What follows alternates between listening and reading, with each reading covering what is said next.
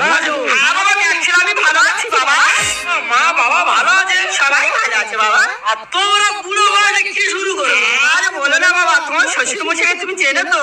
কতবার করে বলছি, বলি এই দেখো বয়স হয়ে গেছে, শরীর আর টানে না, বাচ্চা কাচ্চা নিউ হ্যাঁ কাজে লক্ষণের কথা শোনে। ও ভগবান দিচ্ছে আর তোমরা নিয়ে যাও। মা ফোটার টাইম হলে ফোটা লাগাও।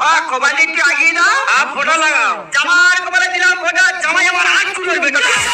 আমি হাত তুলে বেটা, আমার 6-7 ভাই বোন হাত তুলে বেটা। ও বাবা, এগুলো জামা ষষ্ঠীর নিয়ম বলতে হয়। ও মা গো, জানা ছিল না।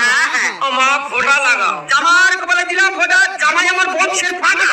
আমি পাটা পুরো ছাগলের ওপর ফেলে দিয়েছি। ও বাবা, বংশের বড় জামাই হলে এই নিয়ম কানুন গুলো বলতে হয়।